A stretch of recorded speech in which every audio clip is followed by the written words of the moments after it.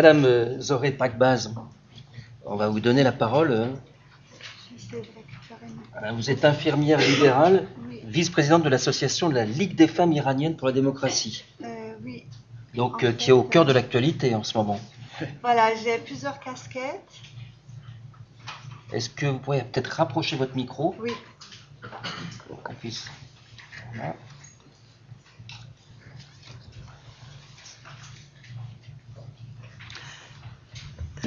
Vous m'entendez? C'est bon. Oui, bonjour à toutes et à tous. Je suis Zoré Pakbaz. Je remercie Migration Santé de m'avoir donné la parole aujourd'hui. Effectivement, j'ai plusieurs casquettes. Premièrement, je suis une femme. Deuxièmement, je suis une femme iranienne. J'en profite pour saluer le courage des hommes et des femmes.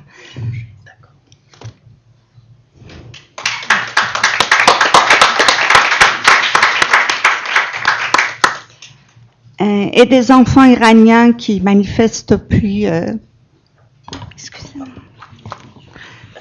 2 mois devant les balles réelles sous le gaz lacrymogène. Les derniers chiffres publiés par les médias français, c'était il y a 3 jours, j'ai entendu. Il y a eu 14 000 arrestations et 400 morts, y compris des enfants. Les gens meurent dans la rue, les gens meurent dans les prisons sans avoir été jugés, évidemment. Donc voilà, vous m'excusez si je profite de notre rassemblement aujourd'hui pour faire un clin d'œil à ce qui se passe dans mon pays d'origine. Mais voilà, je devais ça, je pense, à ce mouvement aujourd'hui. Et donc, effectivement, oui, je suis vice-présidente de l'association LFID, Ligue de femmes iraniennes pour la démocratie.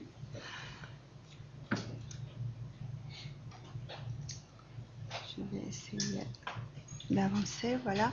Donc, je vais faire une brève présentation de l'association. Je reprends.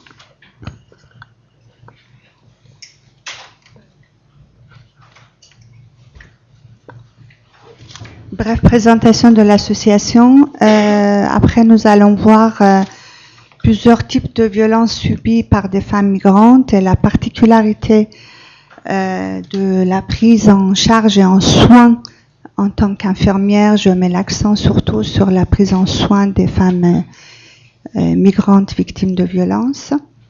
Et on va voir quelques modèles de comment faire face à la situation de stress post-traumatique dont elles souffrent, ces femmes.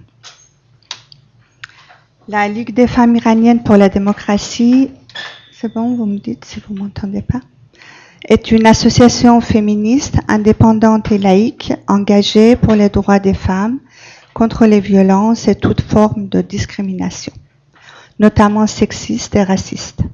Elle accueille, soutient et accompagne les femmes majoritairement persanophones, c'est-à-dire iraniennes et afghanes, victimes de différentes formes de violence. Dans un premier temps, l'équipe de LFID établit un diagnostic de leur situation et de leurs besoins et leur donne rapidement les premiers conseils nécessaires. Dans un second temps, elle planifie l'accompagnement juridique adéquat, puis elle les accompagne au commissariat pour dépôt de plainte. Il s'agit donc de femmes victimes de violences, bien sûr, chez le médecin légiste pour constater les violences subies, et elle les aide pour obtenir de l'aide juridictionnelle. Elle les accompagne chez les avocats et ou devant les tribunaux. Je voudrais reprendre quelques chiffres cités dans l'affiche qui a été publiée par Migration Santé France concernant l'événement d'aujourd'hui, qui dit que dans le monde, on estime 736 millions de femmes victimes de violences, c'est-à-dire près d'une femme sur 3. Donc, est-ce qu'on peut imaginer que dans cette salle, on est 1 sur 3 à avoir été victime de violences?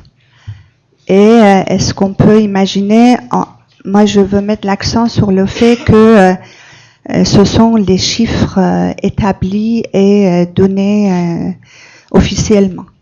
Mais on peut imaginer que le nombre de femmes victimes de violences est bien supérieur à ce que les chiffres peuvent l'annoncer et le donner officiellement, parce que nous savons très bien qu'il y a une majorité des femmes encore qui ne se manifestent pas après avoir subi des violences pendant des années et des années. Et ce chiffre ne tient pas compte de harcèlement subi par les femmes. Donc il s'agit de violences physiques et psychologiques sans aller jusqu'à harcèlement. Et quand on parle effectivement de violence à l'encontre des femmes, on a tendance à représenter, privilégier, ça je reprends également ce qui avait été publié par Migration Santé France, nous avons tendance à représenter en privilégiant l'aspect physique de violence et moins l'aspect psychologique. Ce qu'on peut voir par rapport aux femmes migrantes victimes de violences, il faut savoir que ces femmes peuvent avoir subi plusieurs types de violences. Soit des violences dans leur pays d'origine, c'est-à-dire des violences étatiques, ce qui est le cas effectivement dans les pays comme l'Iran et l'Afghanistan. Les traumatismes de guerre, également vécus par des femmes iraniennes et afghanes, qui bénéficient de nos services au sein de notre association. De la répression, la violence liée à leur genre, le mariage forcé, les mutilations génitales, etc., etc. Ensuite, il y a les violences sur le chemin de l'exil. Vous avez aussi fait le point sur ces violences sur le chemin de l'exil. Ça peut être des viols, ça peut être des agressions ou exploitations sexuelles ou d'autres types de violences. Et ensuite, dans le pays d'accueil. Dans le pays d'accueil, ces femmes peuvent être victimes de violences conjugales et intrafamiliales, de discrimination, du racisme, etc., etc. Et c'est important de savoir que ces femmes dans le pays d'accueil, donc en l'occurrence on discute de violences subies dans leur pays d'accueil, il y a la barrière de la langue. Moi je voudrais mettre l'accent sur un mot que vous avez utilisé Leila, c'est est-ce qu'elle s'estime méritante. Étant donné dans un pays d'accueil, elle souffre d'isolement, de précarité, alors qu'il faut savoir que ces femmes, majoritairement, sont des femmes qui avaient un emploi, qui avaient fait des études, qui avaient une situation convenable dans leur pays d'origine et qui arrivent dans le pays d'accueil démunies de tout. Quand on dit de tout, c'est de leur famille, de leurs proches, très souvent de leurs enfants. Elles sont obligées de laisser leurs enfants dans leur pays d'accueil, dans leur pays d'origine, et d'arriver dans un pays qui les accueille. Et ces femmes peuvent ne pas se sentir légitimes dans un pays qui n'est pas le leur, dans un pays où elles ne connaissent pas les droits, elles ne connaissent pas les codes, elles ne connaissent pas la langue. Elles sont isolées, elles sont précaires, elles ont des problèmes de la vie quotidienne à gérer, à savoir le logement, à savoir quoi manger, quoi boire, comment s'habiller, comment avoir des moyens de communication au moins avec leurs proches dans leur pays d'origine, parce que maintenant on a la chance de pouvoir communiquer par des moyens Internet, mais il faut avoir un abonnement téléphonique, il faut pouvoir payer son abonnement. Je refais un retour dans la situation actuelle en Iran. Vous savez que les réseaux Internet sont quasiment coupés actuellement en Iran et la communication est devenue beaucoup plus difficile qu'avant depuis 2 mois. Donc on imagine la situation de ces femmes dans leur pays d'accueil.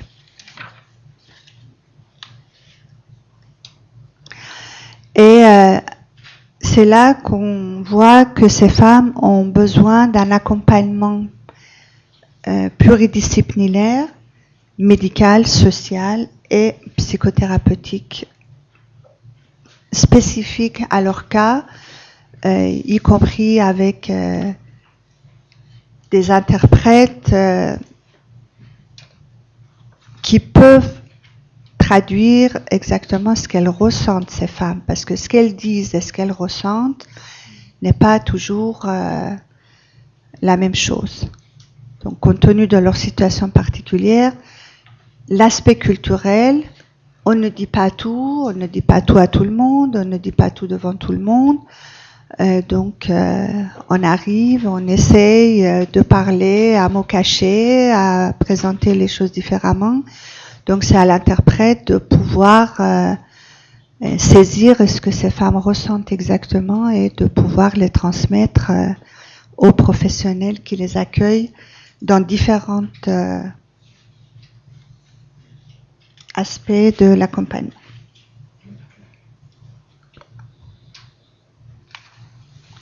J'avais choisi... est-ce qu'on peut visionner une vidéo? Ah, ça, je ne sais pas si techniquement... Alors, je l'avais mis quelque part. La vidéo elle est ouverte quelque part. C'est où? Je l'avais ouverte, si on peut revenir. C'est pas pour moi. Oui. Voilà, c'est une courte... J'en profite puisque vous n'avez pas pris beaucoup de temps, moi j'en prends un peu plus. Avec plaisir. Et on voit un peu le mécanisme de violence et de stress post-traumatique qui est présenté par Muriel Salmonon, qui est une psychiatre spécialiste dans la victimologie. Donc on essaye de voir... là. Les violences sont extrêmement traumatisantes. Elles vont avoir un impact lourd sur la personne, sur le cerveau, et vont générer exceptionnels qui vont être à l'origine de la presque totalité des conséquences psychotraumatiques sur les personnes de ces violences. Le point de départ, c'est justement la sidération. C'est-à-dire qu'en fait, face à des violences qui sont terrorisantes, incompréhensibles, impensables, qui n'ont aucun sens, la personne en face ne peut pas intégrer ces violences. Elles font effraction, en fait, dans sa capacité de les penser.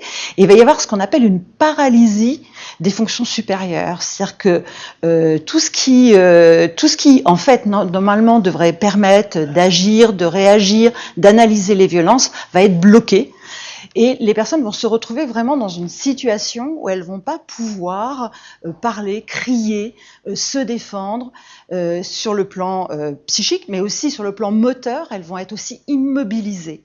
Et on sait que, par exemple, pour les violences sexuelles, plus de 70% des personnes qui subissent des violences sexuelles vont avoir cet état de sidération. Il est d'autant plus fréquent que la personne se retrouve piégée avec des situations complètement terrorisantes et complètement aussi impensables, enfin qu'on ne peut pas comprendre, par exemple, comme un proche, comme un conjoint qui va exercer ces violences, et ça va faire basculer la personne dans un état effectivement de paralysie psychique et de paralysie motrice. Donc ça, c'est ce qu'on appelle la sidération, et on peut le voir sur les IRM. On voit effectivement les fonctions supérieures qui vont être bloquées. Alors c'est souvent ce qu'on peut reprocher aux victimes, c'est pourquoi n'avez-vous pas crié, pourquoi ne vous êtes-vous pas défendu? En fait, c'est tout à fait malheureusement normal par rapport aux violences qui sont exercées. Et plus l'agresseur va avoir une stratégie où il va être terrorisant, où il va être impressionnant, où il va en fait tenir des propos ou avoir des comportements totalement incohérents, plus la sidération va être importante. Et c'est à partir de cette sidération que va se mettre en place une cascade de conséquences qui vont avoir, en fait, qui vont être extrêmement traumatisantes pour la personne et vont avoir un impact sur sa santé à long terme, que ce soit la santé mentale et la santé physique. Ce qui se passe, c'est qu'à partir du moment où les fonctions supérieures sont paralysées, elles ne peuvent plus moduler la réponse émotionnelle. Dans le cerveau, on a une petite structure qui s'appelle l'amygdale cérébrale, qui s'allume en cas de danger, qui fait sécréter par les surrénales de l'adrénaline et du cortisol qui permettent à l'organisme de se préparer à agir, à fuir face à des violences. À partir du moment où cette amygdale cérébrale s'allume comme une alarme et qu'il n'y a pas de réponse, elle va continuer à monter en puissance. C'est-à-dire que le fait que la personne ne réagisse pas fait qu'elle continue à hurler en quelque sorte. Mais très rapidement, on va se retrouver avec des doses d'adrénaline et de cortisol qui représentent un risque vital pour l'organisme et qui vont avoir un effet stress extrême. C'est-à-dire qu'avec un impact sur le cœur et sur le cerveau, on peut mourir de stress et on peut avoir des atteintes neurologiques très importantes du fait d'un excès de cortisol. Et à ce moment-là, le cerveau n'a comme moyen pour permettre la survie de l'organisme, de la personne, que de disjoncter exactement comme dans un circuit électrique qui serait en survoltage, où il y a des appareils qui risquent de griller, et du coup ça va disjoncter pour éviter, pour protéger en fait les appareils les plus importants, et pour l'organisme c'est le cœur et le cerveau. Et cette disjonction se fait avec aussi la sécrétion de drogues dures par le cerveau, qui font une sorte de cocktail morphine-kétamine, comme un cocktail morphine-kétamine, qui vont complètement anesthésier la personne physiquement et émotionnellement. C'est-à-dire que cette disjonction va faire que l'amygdale cérébrale, la structure qui est à l'origine de la réponse émotionnelle, va être bloquée en quelque sorte, et elle va plus pouvoir faire sécréter de l'adrénaline et du cortisol, donc il va y avoir un stress qui va s'arrêter. C'est-à-dire que la personne d'un seul coup va plus ressentir d'alarme, elle va plus ressentir de stress, elle va plus ressentir de douleur. Et ça va lui donner une sensation d'irréalité, comme si elle était spectatrice de l'événement, comme si elle se regardait, et de dépersonnalisation très très intense, très particulière, et c'est ça qu'on appelle la dissociation traumatique. Cette dissociation traumatique, le fait que la personne soit privée de ses émotions, empêche complètement la personne de pouvoir réagir, de pouvoir aussi trouver des solutions, se battre.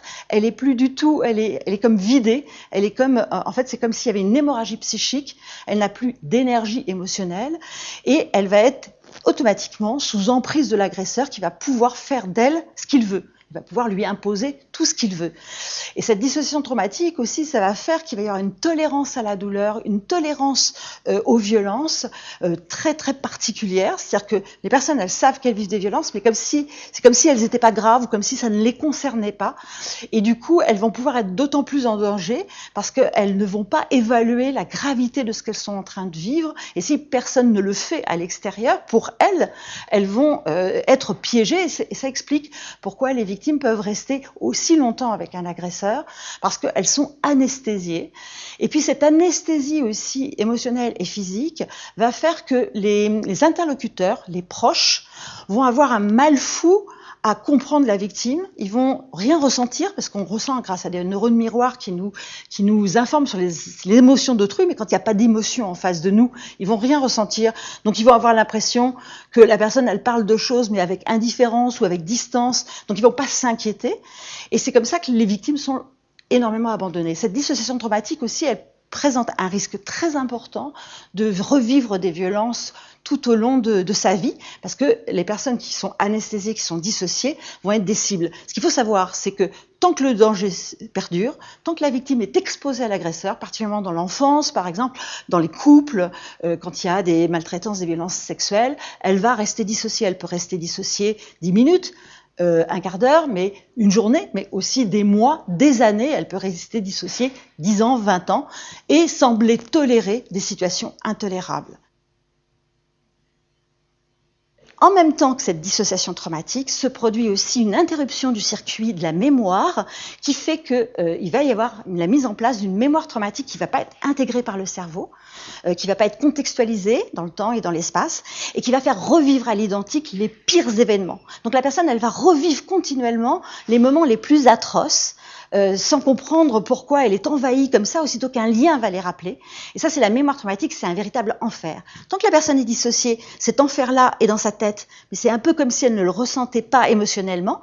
Et aussitôt qu'elle ne va plus être dissociée, c'est là où ça va exploser. Ça explique aussi pourquoi, par exemple, les femmes victimes de violences conjugales, quand elles sont enfin à l'abri, qu'elles ne voient plus, qu'elles sont plus confrontées, qu'elles sont plus exposées à leur agresseur, à ce moment-là, elles se retrouvent, elles sortent de la dissociation, et c'est souvent à ce moment-là que ça explose en elles, et elles revivent des événements, les événements qu'elles ont vécus, elles ont des attaques de panique, des angoisses, elles entendent des phrases de l'agresseur atroces, tu vaux rien, tu mérites ce qui t'est arrivé, tu n'as pas le droit de vivre, etc.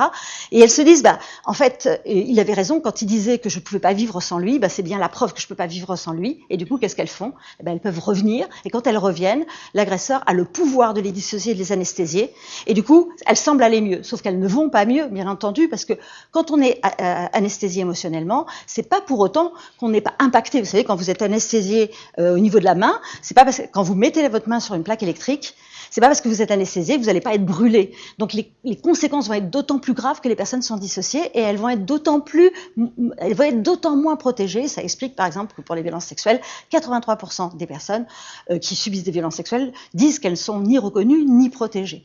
Et plus les personnes sont très jeunes, plus ces processus que je viens de vous expliquer, de sidération, de dissociation, de mémoire traumatique va être important. Plus les enfants sont très jeunes, plus ils vont être impactés. Ils peuvent être impactés dès la naissance, voire même l'amygdale cérébrale, elle est active lors du 3e trimestre de la grossesse, donc ils peuvent même être impactés pendant la grossesse. Donc il va falloir vraiment prendre en charge ces victimes, les protéger, comprendre ces éléments-là, ne pas considérer que parce qu'elles n'ont pas pu se défendre, que c'est pas elles qui sont en incapacité de se défendre parce que c'est leur personnalité, c'est que c'est du fait de mécanismes de sauvegarde, elles sont en incapacité de se défendre par rapport à un cerveau qui se met en mode dissocié. Donc c'est des conséquences universelles qui touchent toutes les victimes de violences et qui ne sont pas dues à un choix de la victime, mais qui sont liées aux violences. Donc voilà, je remercie Muriel Salmona qui nous a donné ces explications du mécanisme de violence. Et j'essaie de retrouver mes diapos.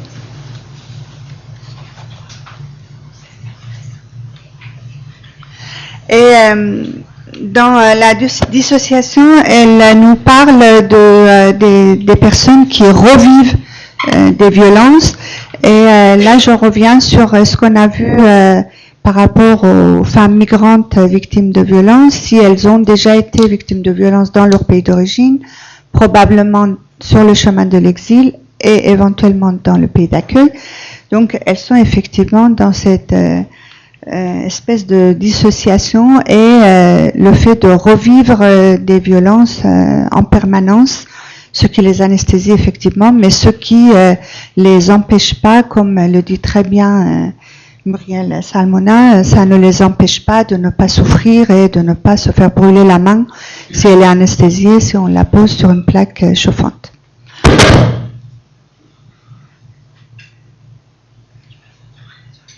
Alors, je pense qu'on ne peut pas, je ne sais pas si vous voyez assez grand. J'ai choisi ce modèle de carte de santé et ses déterminants qui est établi par l'Institut national de santé publique de Québec, qui part de l'état de santé de la population. Bon, bien sûr, après, au début, il y a les caractéristiques individuelles, le milieu de vie, le système, et on voit que la part la plus importante est dédiée quand même au contexte global. Dans le contexte global, on voit le contexte politique et législatif. Je reviens sur le cas de violences étatiques vécues par des femmes migrantes victimes de violences. Le contexte économique, l'aspect de côté précaritaire de leur vie en exil, le contexte, j'ai perdu la souris, voilà. Le contexte social et culturel, comme on en a parlé, ces femmes sont dans le pays d'accueil, sont dans un milieu qui leur est complètement inconnu. Socialement et culturellement, ça ne correspond absolument pas à ce qu'elles ont vécu dans leur pays d'origine. Et après, l'environnement naturel et l'écosystème. Et par rapport au stress dont on a entendu parler longuement tout à l'heure, j'ai également trouvé ce modèle autour duquel on peut discuter, et je finis après, je vous le promets. Donc, dans la perception et évaluation de l'événement stressant, dans un premier temps, il y a l'évaluation primaire par la personne, bien sûr, qui peut être positive ou négative. Là, en l'occurrence, on parle d'une évaluation négative parce qu'on est dans le cadre de violence. Et dans une évaluation secondaire, l'inventaire par l'individu des ressources dont il dispose, sociales et matérielles. Et je reviens sur la précarité, dans tous les sens du terme, de femmes migrantes victimes de violences. Je perds la souris, je ne sais pas si vous la voyez. Ah oui, c'est-à-dire le contrôle social perçu. Et c'est seulement suite à cette évaluation secondaire, en fonction de ce que l'entourage peut offrir, c'est-à-dire les professionnels qui accueillent ces femmes peuvent leur offrir, qu'il y a la mise en place de stratégies d'ajustement ou de coping, c'est-à-dire s'adapter à la situation actuelle et de sortir de cette situation post-traumatique de stress et le devenir émotionnel et biologique de l'individu, ce qui est le but dans l'accompagnement de ces femmes pour qu'elles puissent avoir un devenir émotionnel et biologique sain, convenable, qu'elles méritent. Je reviens sur le mot mérite. Voilà, je termine mon intervention. Je rejoins ma voisine Leïla.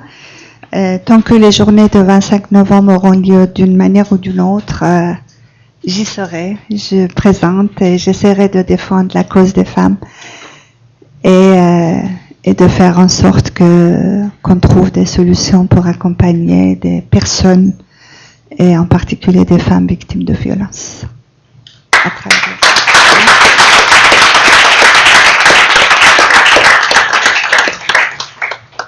Merci beaucoup.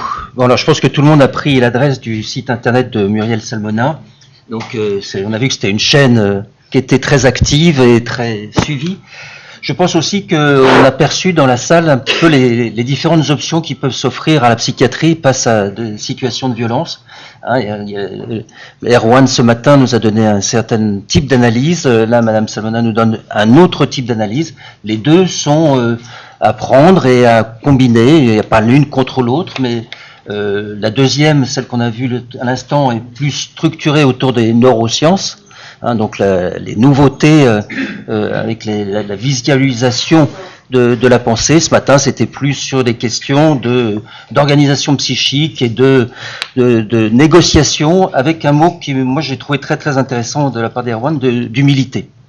Je pense que ça, c'est quelque chose dont il faut tenir compte quand on est face à des situations aussi complexes que celle-là. Alors, quelles sont les questions ?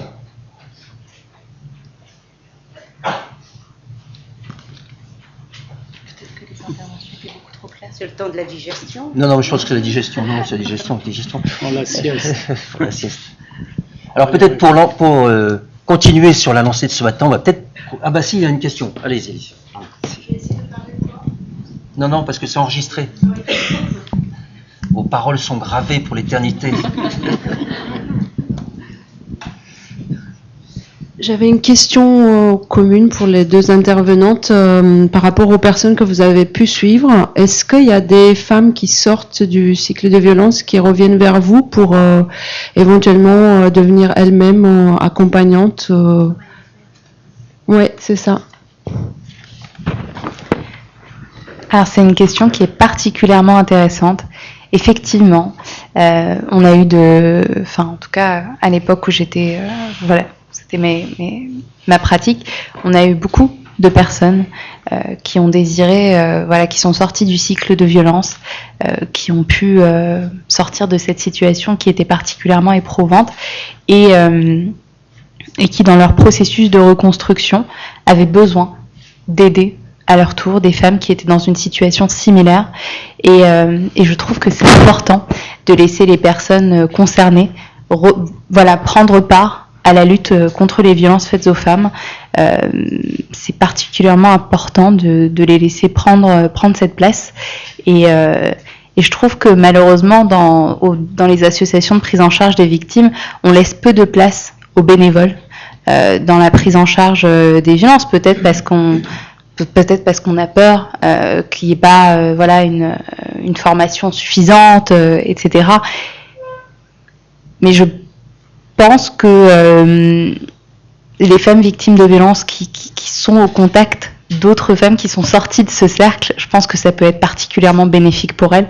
Donc on a eu beaucoup effectivement de femmes qui souhaitaient prendre part à la lutte aussi, au fait d'endiguer les violences. Merci. Je vous en prie. Et ça peut être de manière très diverse. Hein. Je me permets parce que dès que je tiens un micro, moi je m'arrête plus. Mais si, ça peut être de manière très diverse. On n'a pas besoin forcément de compétences techniques. Et je dis pas ça parce que les femmes victimes de violence n'auraient pas de compétences techniques, mais elles proposent leur aide de manière très diverse et particulièrement utile. Ça peut être pour de la traduction. On a beaucoup besoin de traduction, d'interprétariat, etc. Dans les assos. Et parce qu'on manque de moyens et que parfois c'est compliqué de communiquer, outre la barrière de la langue, on a aussi besoin de mettre leurs skills en avant, et ça peut être par plein de choses. Ça peut être des ateliers de yoga, ça peut être aussi de la garde d'enfants pour dégager du temps pour ces femmes victimes de violences, parce que il faut pour retrouver un emploi, pour beaucoup de choses. Et voilà, j'encourage vraiment les assos à laisser la place aux bénévoles, et surtout quand elles ont traversé ça. Je pense que c'est méga important dans leur processus. Et là, je lâche le micro. Non, mais vous pouvez le garder. Non, pas de problème. Est-ce qu'il y a d'autres questions? Oui.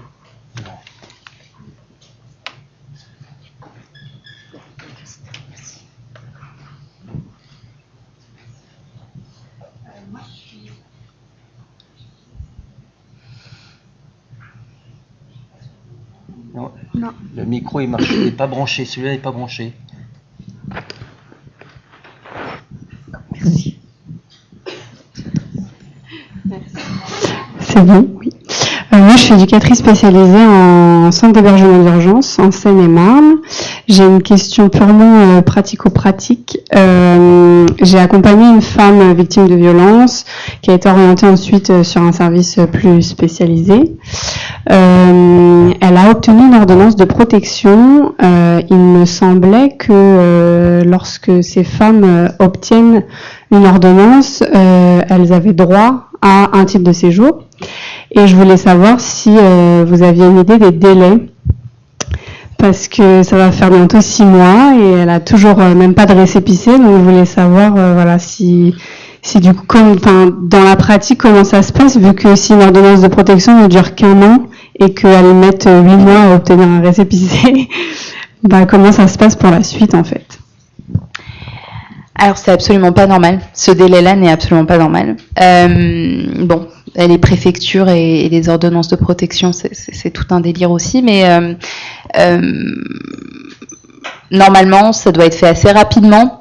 Moi, je vous avoue que la solution, avant d'aller au contentieux, parce que le contentieux, ça fait du temps, le contentieux, ça fait peur au public qu'on reçoit. Donc moi je prends attache au préalable avec la préfecture, et ce serait vous mentir que de dire que j'avais une réponse rapidement, mais mon autre court-circuit, c'est de passer par le délégué départemental aux droits des femmes. Les délégués départementaux aux droits des femmes, c'est aussi leur fonction en fait, de faire aussi le lien entre les concernés, les associations et la préfecture. Donc je sais que c'est pas le cas dans tous les départements. Moi, je tiens à tenir un petit mot pour le délégué départemental aux droits des femmes des Hauts-de-Seine. Donc, c'est Monsieur Grishka Redjala, qui a été d'une aide particulièrement précieuse quand j'exerçais dans les Hauts-de-Seine, puisqu'il constituait la préfecture des Hauts-de-Seine était quand même très mobilisée sur la question des femmes victimes de violences, et le délégué départemental prenait vraiment son rôle particulièrement à cœur, et c'était voilà, pour les ordonnances de protection, les titres de séjour de plein droit, quand l'auteur était condamné, etc.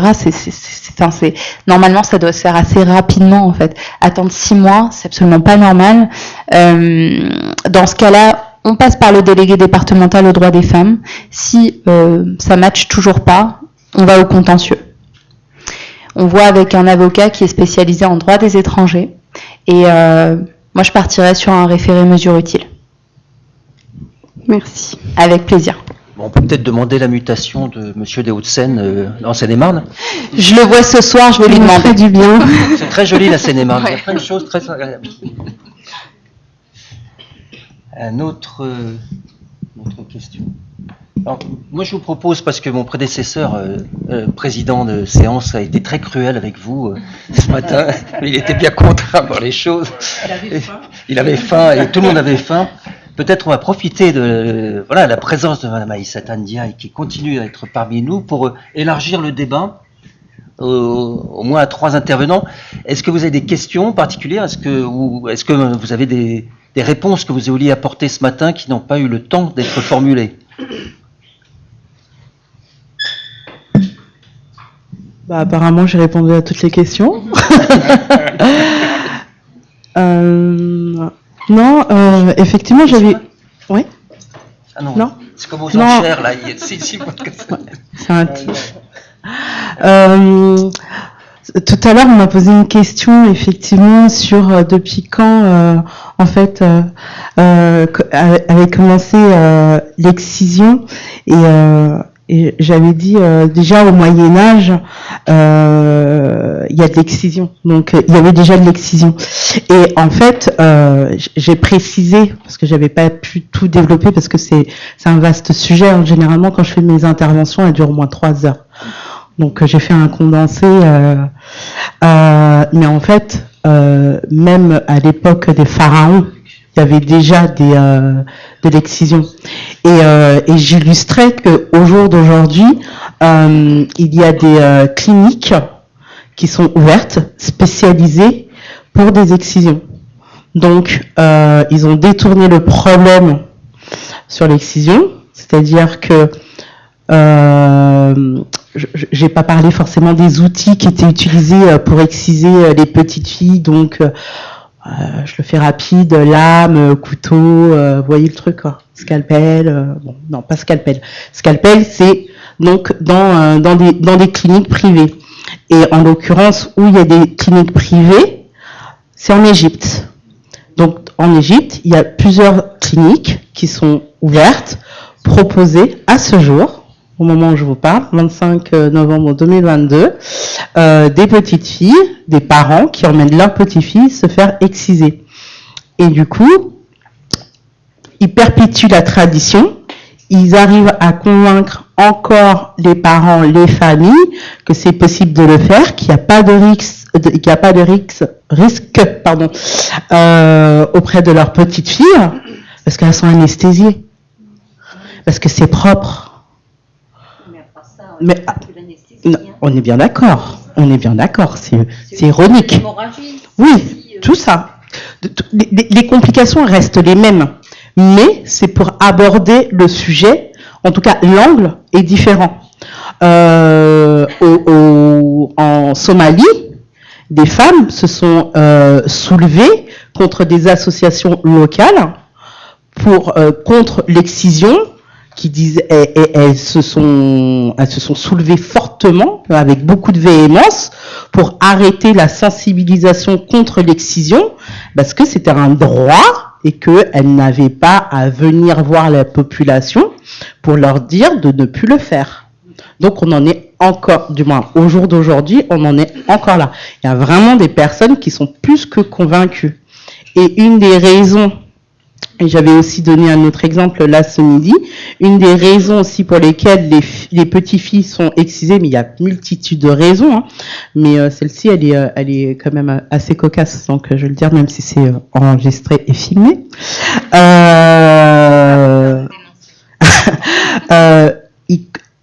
L'excision, un homme, du moins certains hommes dans certaines populations, je pourrais plus vous dire laquelle et je voudrais pas vous dire d'erreur, en tout cas ça c'est véridique quand même, demande à ce que les petites filles soient excisées, car au moment où adultes elles vont grandir et lors du rapport sexuel, pour eux, le clitoris est équivalent à un pénis féminin. Et vu qu'ils ne sont pas homosexuels, ils ne veulent pas avoir un rapport avec une femme qui a un pénis. Et le pénis serait pour eux le clitoris. Et c'est pour ça qu'elles doivent être excisées. C'est aussi une des raisons. Voilà. Oui. Je pourrais pas te le dire là comme ça. C'est plus global que ça. C'est plus global que ça. Non, c'est un petit peu partout. C'est le principe masculin. C'est le principe, voilà. Masculin. Exactement. Mais vous avez en contrepartie aussi le principe féminin avec la circoncision. Oui. Il faut pas l'oublier. Tout à fait. Et si on veut comprendre ce qu'il se passe anthropologiquement dans ces pays, on imagine ce que serait l'interdiction de la circoncision en France. C'est ça. Voilà. On imagine. On imagine. On imagine. Mais pour comprendre un peu les psychologies aussi, c'est important. Vous l'avez bien souligné ce matin, et je pense que c'est très important aussi d'en parler. Oui. Donc voilà, c'est vraiment un étendu des perceptions culturelles et des courants traditionnels en fonction des populations. Et en fonction de l'avancée, de la modernité. Hein. On n'avance pas de la même manière, et même les cultures et les traditions, elles sont tellement ancrées, et ça fait tellement peur pour certaines, et ils se rattachent à ça, que pour elles c'est extrêmement difficile. Les exciseuses, par exemple en Mauritanie, pour pouvoir lutter contre l'excision, fallait pour monnayer pour certaines associations locales, parce que le GAMS travaille aussi beaucoup avec les associations locales, donc dans certains pays, et ben pour monnayer que les exciseuses arrêtent, il fallait les aider à se reconvertir, parce que c'est leur métier. Et donc, c'est une tradition, c'est comme le forgeron ou le boulanger en 1900 qui a transmis son savoir à son enfant, son petit-enfant, etc., etc. Les exciseuses, c'est pareil, ça se transmet de génération en génération. À partir du moment où il y a une loi, parce que quand même il y a une loi partout dans ces pays et dans les différents continents qui interdit l'excision, mais il n'avait pas non plus été pensé, réfléchi à ce qui était proposé à ces femmes-là, donc qui font du mal, qui tuent, hein, parce qu'elles tuent aussi ça tue des petites filles, de pouvoir leur proposer une alternative, de faire autre chose que celui-ci. Parce qu'au départ, elles restent campées sur leur position, c'est la tradition, c'est comme ça, c'est ainsi. Elles veulent pas se défausser de ce que leurs parents, leurs arrière-grands-parents, etc., leur ont transmis. Une fois qu'il y a tout ce travail de déconstruction et de déculpabilisation d'une certaine manière aussi à faire, c'est qu'est-ce qu'on leur propose comme autre solution pour subvenir à leurs besoins. Parce que c'est une monnaie d'échange. Je coupe, je gagne de l'argent. C'est un peu cru, mais c'est comme ça que c'est vu. C'est un abattage, hein. C'est pas 2, 3 filles, hein. C'est 30, 40, les unes après les autres. Oui, allez-y. Prenez le micro. Du coup, je voulais vous poser la question. Je voulais savoir, est-ce que les actions que vous menez, que mène votre association depuis 40 ans, vous nous disiez, ont fait évoluer les mentalités là-bas? Dans les pays d'origine, et les pratiques de l'excision, est-ce qu'il y a des études qui peuvent prouver que les pratiques ont évolué ou pas?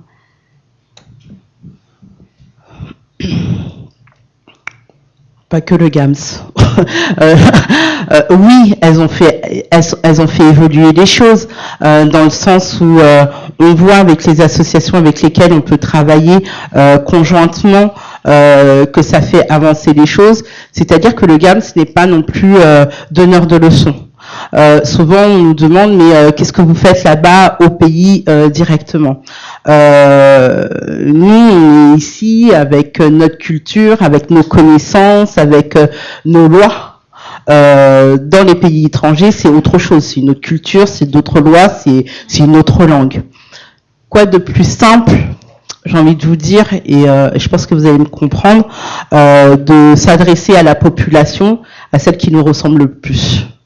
Que d'arriver comme ça, là, comme sur notre super cheval blanc, même si je suis noire, de dire, tiens, la colonisatrice ou la française ou ce que vous voulez, qui vient nous donner des leçons et par-dessus ça, tirer des jugements par rapport à des pratiques.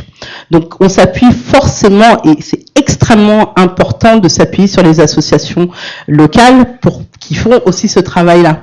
Ce qui est intéressant et ce qui est important, c'est qu'on travaille conjointement, c'est-à-dire que quand ils reçoivent ou ils aperçoivent des jeunes filles qui viennent en vacances, qui potentiellement ont un risque, ils peuvent nous appeler.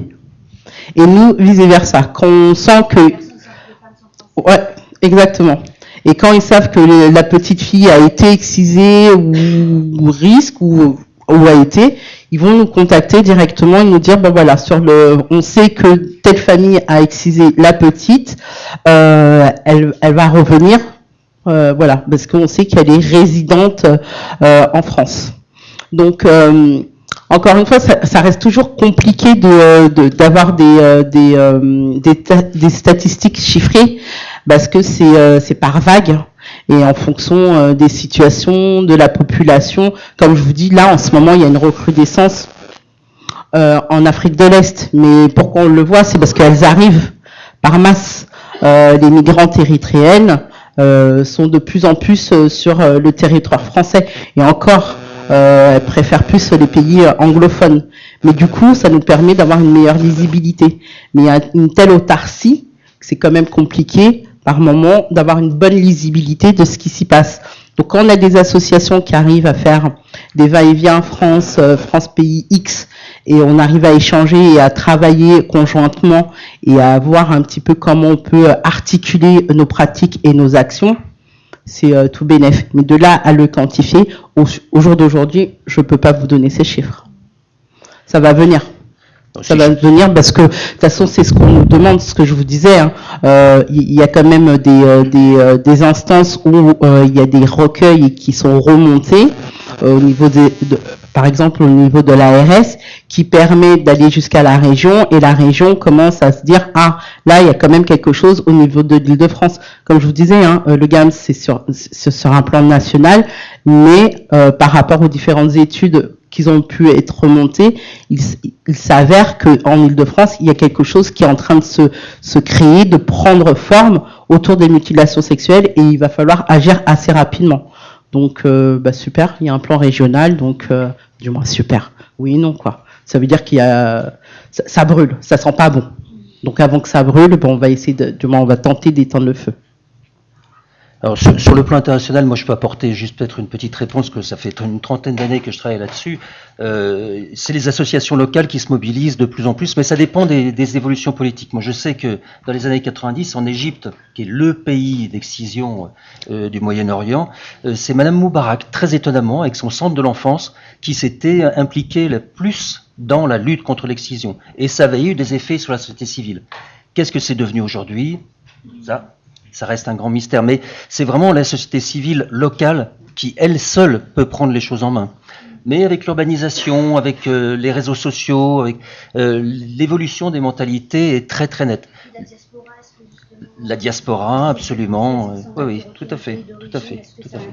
Mais il faut bien se garder, par contre, alors ça, je pense que Madame Diaye a tout à fait raison, bien se garder d'être un donneur de leçons. Parce que bien au contraire, on est contre-productif. C'est-à-dire qu'on va inciter les gens à prendre cette action comme un marqueur identitaire, de même qu'un portable qui n'est pas éteint, marqueur identitaire de notre président. Et donc on risque de crisper les choses et d'inciter, au contraire, de promouvoir. Donc il faut vraiment reposer sur les sociétés civiles locales. Pour vous répondre, par rapport à la diaspora, elle se sent... c'est particulier. Je ne sais pas si vous êtes rendu compte les uns et les autres, mais il y a comme une crise identitaire là de différentes populations, que ce soit afro, maghrébine, bon, les asiatiques ils restent encore un peu planqués, mais bon. Voilà, il y a une grosse crise identitaire. Je pense qu'aussi avec les différents, l'émergence de certains partis politiques font que il peut avoir aussi une certaine forme de repli. Après, il y a cette génération qui se cherche à savoir qui ils sont, est-ce qu'ils sont plus français, plus étrangers, qui sont en décalage avec leurs parents, migrants, etc. Et du coup, c'est comment ils conjuguent leur double culture et comment ils se l'approprient. Et c'est tellement complexe que quand on soulève ce genre de sujet, comme les mutilations sexuelles féminines, soit ils sont dans le déni, c'est pas eux, c'était dans le temps, les parents, voilà. Ou soit ils sont au courant, mais ça reste par moments compliqué pour eux, parce que eux, soit ils sont pas concernés directement, mais c'est la cousine, ou c'est la sœur, ou c'est la voisine, etc. Et ils sont pas identifiés. Et de là, ils s'accrochent plus à, comme ce que je vous ai dit tout à l'heure, ça se passe dans sur plusieurs continents, et pas forcément que sur la population africaine. Et du coup, ce qui cristallise, et j'avais eu un débat lors d'une intervention parce que j'avais une petite jeune de 22 ans qui voulait rien lâcher, qui me disait « Ah mais vous voyez, il n'y a pas que les noirs, il n'y a pas que les noirs, il n'y a pas que les noirs ». Et elle était focus là-dessus. Donc, soit je balayais ça d'un revers de main et je continuais à faire mon cours, mon intervention, ou soit j'allais jusqu'au bout des choses avec elle, et en lui disant, mais en fait, c'est quoi il est où le sujet? Est-ce que le sujet, c'est, on vous a caché qu'il y avait pas que des noirs qui pouvaient se faire exciser? Est-ce qu'on reste bloqué? Est-ce que vous souhaitez rester bloqué là-dessus? Ou est-ce qu'on pousse un peu plus le curseur en se disant, il n'y a pas que les noirs, il y a d'autres populations, mais in fine, peu importe la couleur et la population, on vit toutes le même problème. Et en fait, c'est ça, cette nouvelle génération, ces petites jeunes, dans cette crise identitaire et de dire et d'avoir cette impression là d'être stigmatisée par rapport a du mal à avancer dans le cheminement et de comprendre et de pouvoir faire avancer les mentalités et de remise en question, de rester bloqué en se disant ouais mais on nous a toujours dit que c'était les noirs, etc. Mais et à un moment donné, je me souviens, je m'étais levée, je dis oui mais qu'est-ce que je te dise, je suis noire et je te le dis. Est-ce que ça me donne plus de crédit que si c'était ma collègue blanche qui t'aurait dit la même chose? Est-ce que tu l'aurais entendu de la même manière? Elle a été un petit peu décontenancée. Je lui ai dit bon, je lâche pas, on va aller jusqu'au bout du truc. Donc tous dans l'auditoire, ils étaient assez interrogatifs par rapport à mon questionnement. Du coup, j'ai fait basculer un petit peu mon intervention, mais ce qui était important pour moi, c'était, en plus d'informer, c'est de te faire élever les consciences et arrêter de rester dans des carcans de couleurs. On n'est pas là-dessus. On est sur des mutilations sexuelles féminines, génitales, l'excision. On s'en fout de la couleur. Ça, il faut qu'on s'interroge et qu'on s'insurge à ce qui se passe pour ces jeunes filles. Je rappelle, minimum 7 jours, un nourrisson de 7 jours, qu'on soit parent ou pas, on peut avoir des cousins, des neveux, des nièces, des filleuls, tout ce que vous voulez. On a tous vu ce que c'était à peu près un bébé de 7 jours, et jusqu'à une jeune femme de 19 ans. Et on s'en fout qu'elle soit verte, jaune, ce qu'on veut, non, c'est pas normal. Et qu'est-ce qu'on fait nous, à notre niveau? Comment on se mobilise, comment on sensibilise, comment on se laisse se sensibiliser par rapport à ces actes. Parce que, encore une fois, elles existent depuis, j'ai envie presque de vous dire, depuis toujours. Et quand je suis en train de dire, on fête nos 40 ans et qu'on me dit joyeux anniversaire, je suis un peu mitigée. Ouais, super, je suis contente, oui, parce que ça fait 40 ans que des femmes se sont soulevées pour lutter contre ça. Mais comment vous dire, il y a un arrière-goût. On a une question là-bas. Oui. J'ai une question là, par rapport au problème que vous avez soulevé. Je voudrais savoir quel est le pourcentage des femmes qui sont excisées, par exemple, en Afrique, où cette tradition existe, et éventuellement, est-ce que vous avez un pourcentage aussi concernant les jeunes filles en immigration, par exemple en France? Quel est le pourcentage? Et aussi, je voudrais savoir, étant donné que, si j'ai bien compris, ça c'est considéré presque comme une tradition en Afrique, est-ce qu'il y a en fait un mouvement, on va dire, contre cette pratique, et comment cette pratique est considérée en Afrique? Est-ce qu'elle est considérée comme ici en France comme une mutilation, ou c'est considéré comme quelque chose qui est, on va dire, normal, conforme à la tradition et aux normes du pays? Alors, au niveau des chiffres, vraiment, je suis vraiment désolée. Je les ai pas. En plus, j'ai plus de batterie, donc à la limite, ça charge. Donc, je pourrais vous les donner, mais sinon, comme je vous ai dit, tous les chiffres sont sur le site internet Fédération GAMS et vous avez les chiffres. Mais vu que mon téléphone est charge, je vais pouvoir vous donner des chiffres précis par rapport à l'Afrique et d'autres pays sur d'autres continents. Vu que vous me posez la question sur le continent africain, la vision des choses. En fait, je vais vous donner l'exemple un petit peu que je donne souvent, du continent africain. C'est compliqué de demander sur tout le continent. C'est comme si que vous me demandez quelle est la représentation du continent européen. Vous voyez ce que je veux dire? Ouais, mais oui. Alors, donc, d'un pays, et comme je vais vous dire, je vais vous faire un parallèle. Donc, ce qu'il faut bien comprendre, c'est... Je vais me lever. Ce qu'il faut bien comprendre, c'est... non, c'est bon, je vais rester debout, c'est bon. Non, bougez pas. Non, je reste debout. Non. Il y a aussi des questions pour vous. Je passerai mon micro. En France...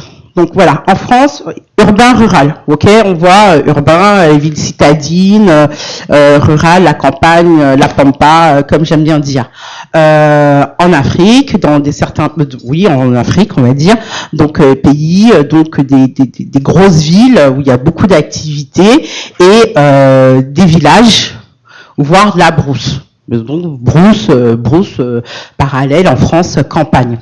Donc, quand vous allez dans des grandes villes, comme je vais vous parler d'un des pays que je connais bien, parce que je suis originaire de la Mauritanie et du Sénégal, donc je vais vous parler du Sénégal, Dakar, vous allez dans la ville de Dakar, vous parlez de mutilation sexuelle féminine, ils ont tous la même réaction que vous, hein.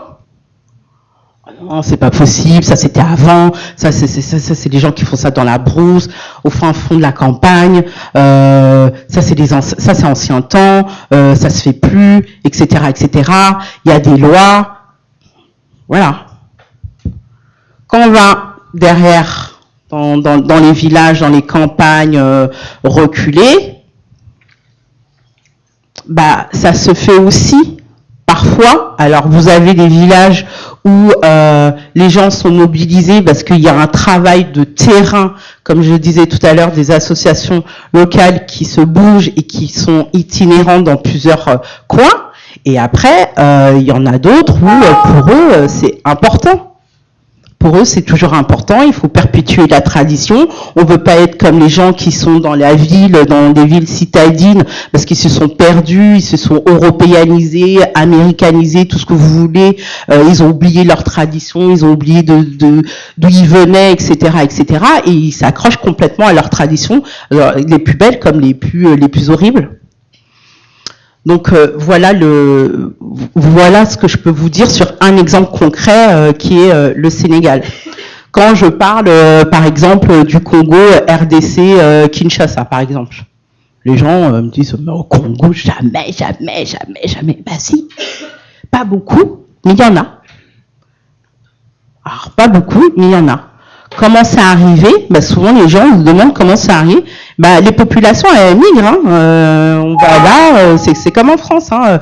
On habite à Paris, on a décidé d'aller dans le sud, hop, on repart dans le nord, etc. Les gens sont pas statiques. Hein.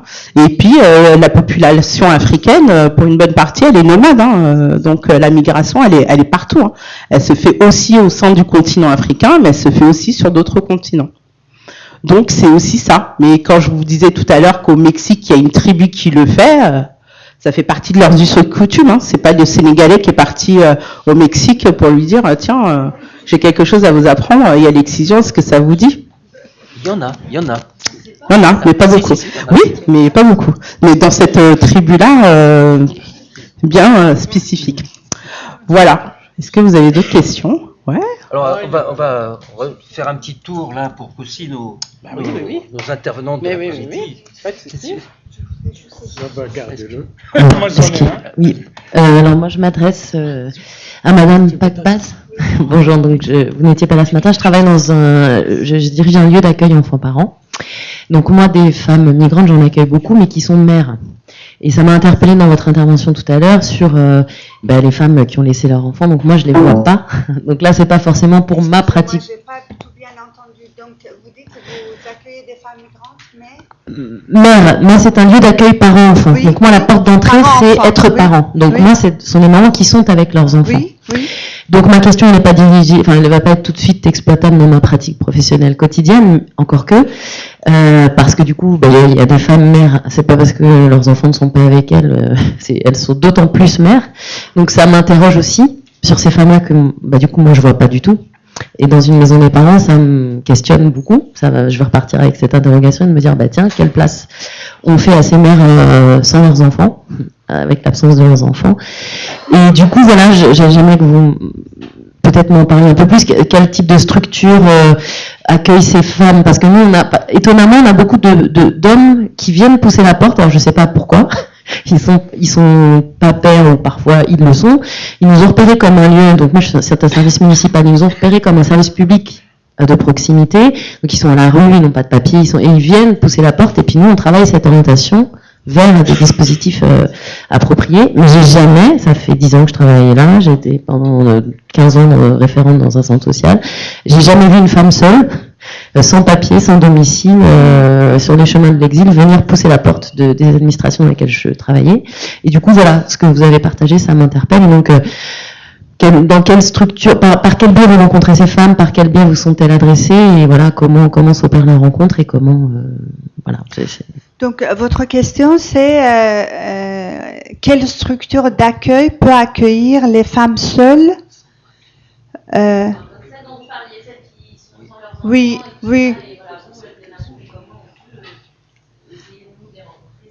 Ah, parce que vous souhaiteriez éventuellement de pouvoir... Ce travail de parentalité qu'on peut mener, du coup, je me dis, ça aurait du sens aussi. Pardon. Du coup, je me dis, il y a quand même un travail d'appui à la parentalité à mener. Tout à fait. Mais il y a un besoin, mais le public, nous, on le touche pas.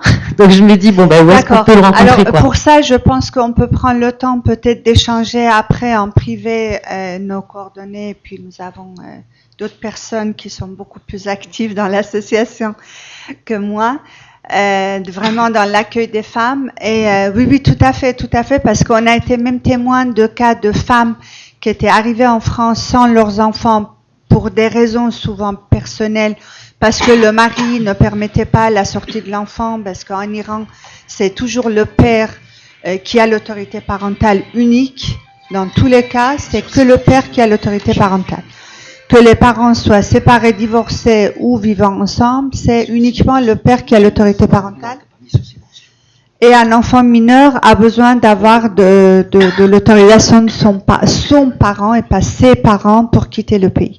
Donc, on a eu des cas de femmes qui sont arrivées en France sans leurs enfants, qui sont restées quelque temps, le temps justement d'obtenir des permis de séjour provisoires, comme vous le signalez très bien. Parfois, elles mettent 8 mois pour obtenir un pays de séjour qui va être valable que 4 mois parce que les récépissés ne sont valables qu'un an. et que au cours du temps, la situation était tellement difficilement supportable pour ces femmes qu'elles ont décidé de repartir au pays. Comme le disait Léla, Léla parlait de mariage gris et le fait de continuer à vivre avec le mari, parce que si je quitte le mari, je vais être obligée de quitter la France. Là, en l'occurrence, ces femmes retournent vivre auprès de leur mari violent, qui n'a pas accepté le divorce, qui évidemment n'a pas donné l'autorité parentale à la mère, et donc ces femmes-là décident de retourner vivre auprès de leur mari pour retrouver leurs enfants. Donc effectivement, s'il y a des centres d'accueil, même si ces femmes arrivent sans leurs enfants, je suppose qu'effectivement vous avez sûrement des compétences nécessaires pour les accompagner et pour qu'elles puissent tenir le coup en attendant que l'enfant puisse aussi arriver en France. Oui, tout à fait. Mais ça, oui, on ne va pas hésiter à échanger plus tard. Alors, est-ce qu'il y a une autre question? Est-ce qu'il y a d'autres questions? On attend Leïla, elle devrait revenir, mais Mohamed est allé la chercher.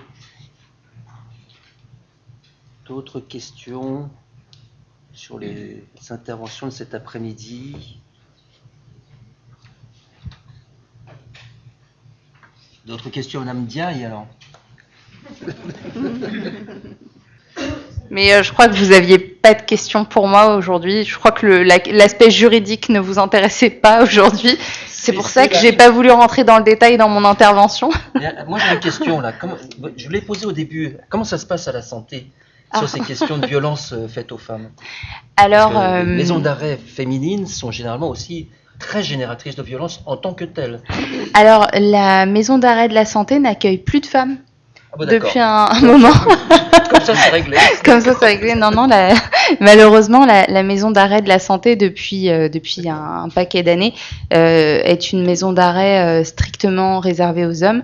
On a par contre, effectivement, des femmes trans, puisque malheureusement, le système étant ce qu'il est, et c'est ce que j'évoquais tantôt avec Mathilde, voilà, elles ne sont pas forcément intégrées en maison d'arrêt femmes. Mais non, la santé, on peut parler, si vous voulez, de la prise en charge des auteurs de violences. Donc ça aussi, c'est ma passion.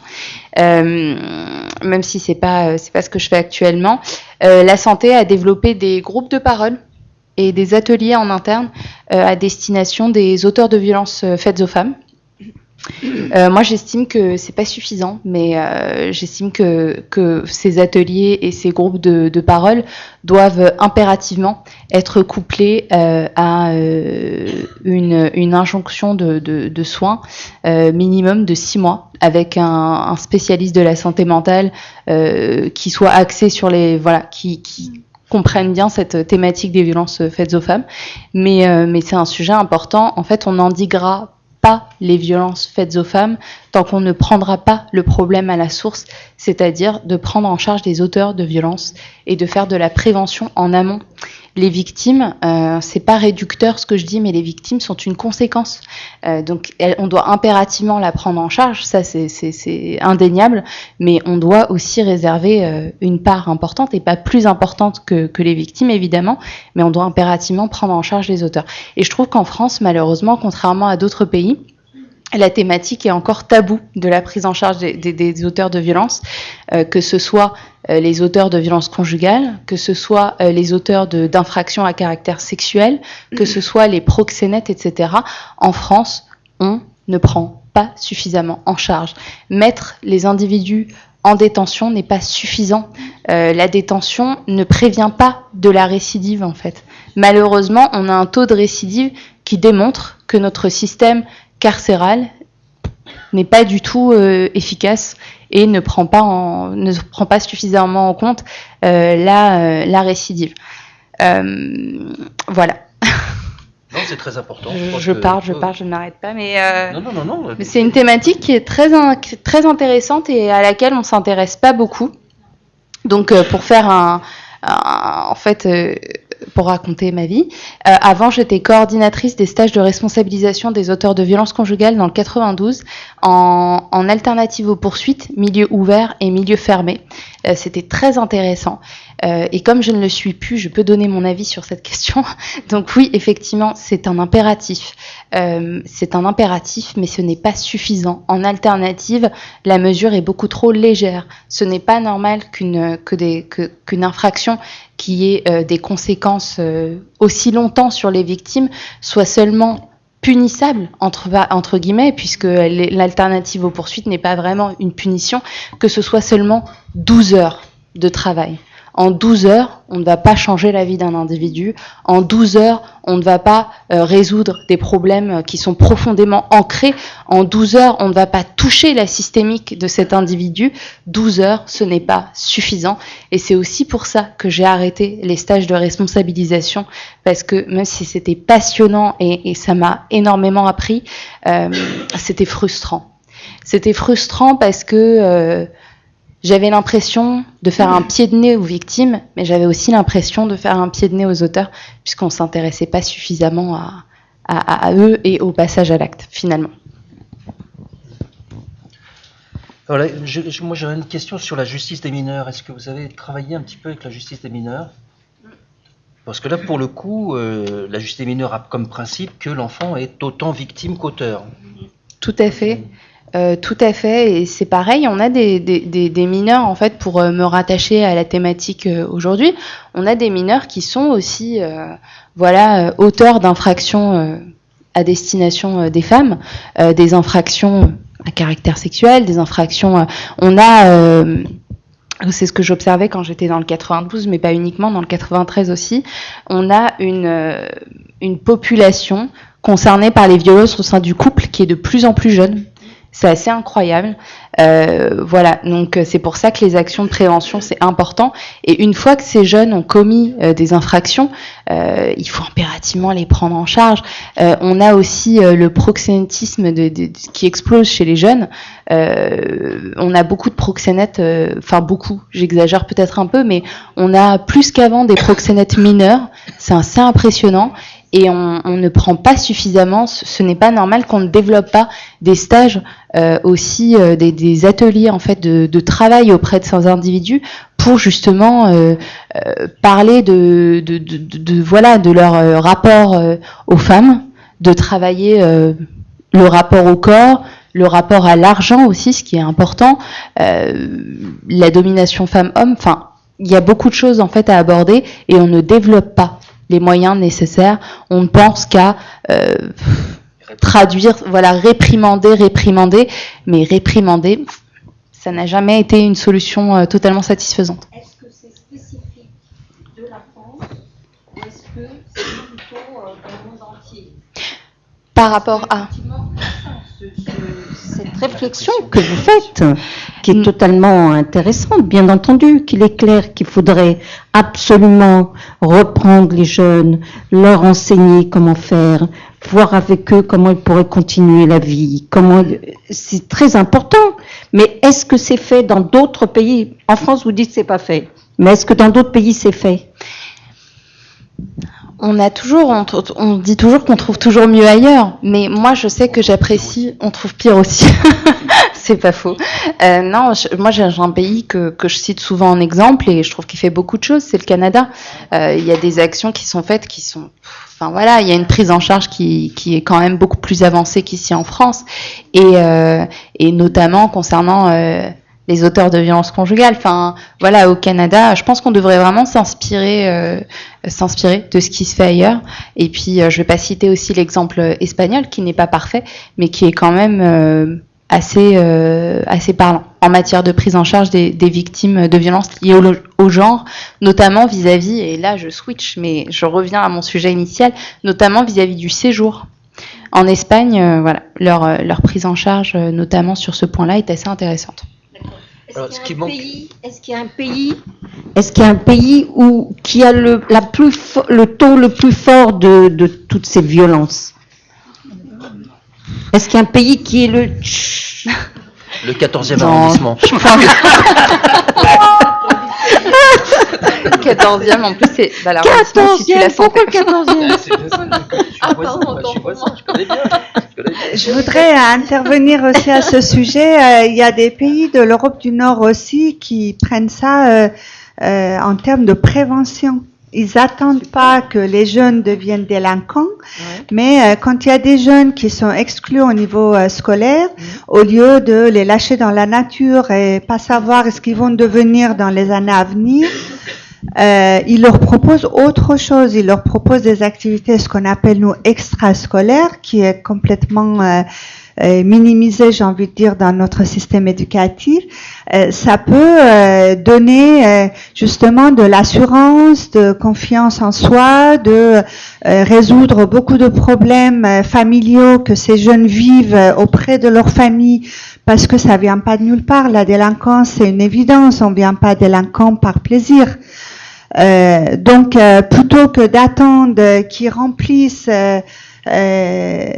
nos institutions pénitentiaires, où on n'a pas de place, où on ne sait pas quoi en faire, où on est obligé de les empiler, où on leur fait que 12 heures de stage et après on considère que bon, on leur a appris la vie.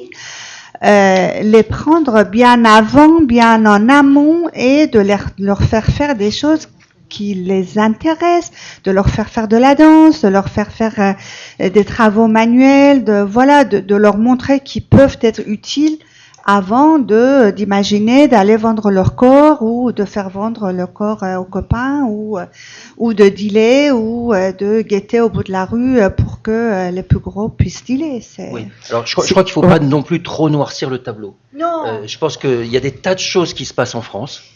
Le problème, c'est qu'elles ne sont pas assez visibles, elles ne sont pas systématisées, mais on aurait beaucoup plus de problèmes s'il n'y avait pas tout le réseau associatif qui est là autour de et qui travaille tous les jours et qui fait plein de choses. Je pense qu'il ne faut pas non plus dire que rien ne se fait. Le problème, c'est que... Alors, j'ai une question à côté de vous, là.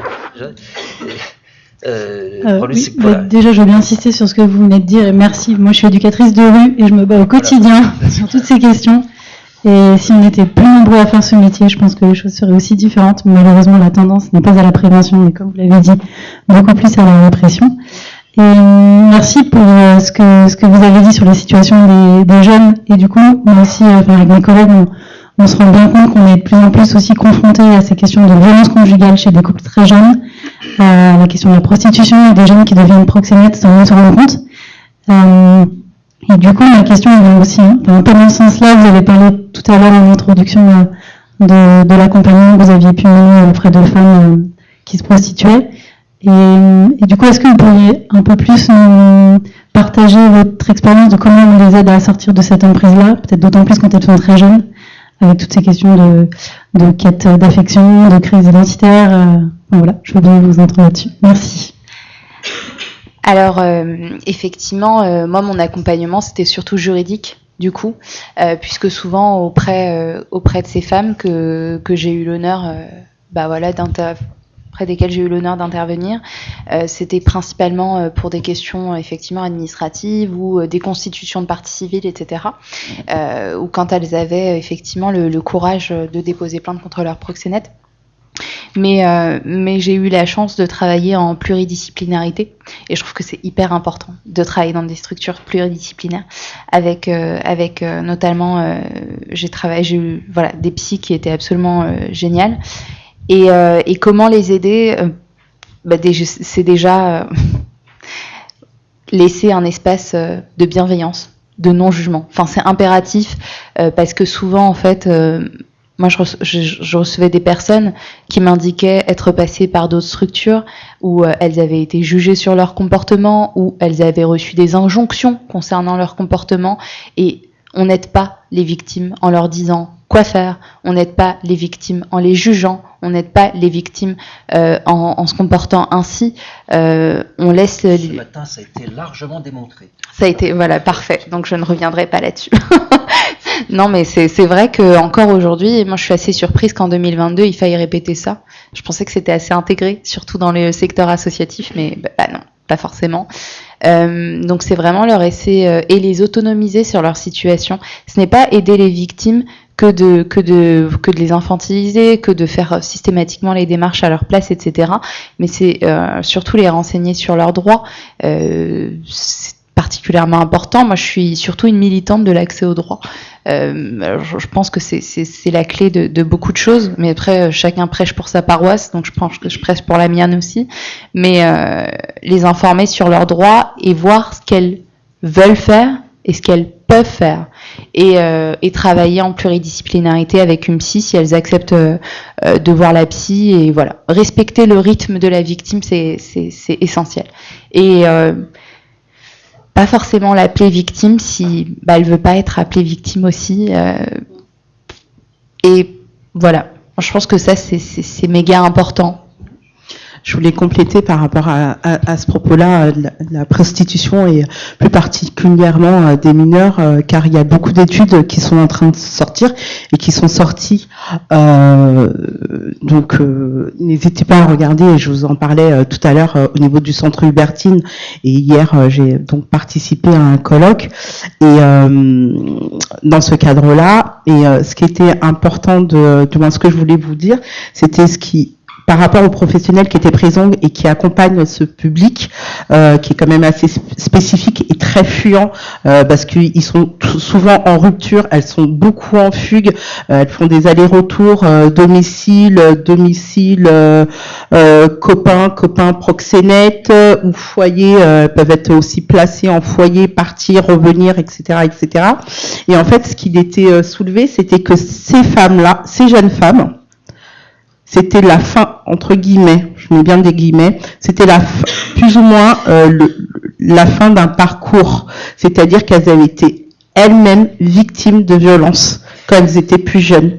Elles ont été soit victimes de violences donc physiques, morales, elles ont vécu des viols, elles ont toutes vécu quelque chose. En tout cas, il y avait un dénominateur commun, c'était de la violence, qu'elles n'arrivaient pas comme ça à la prostitution.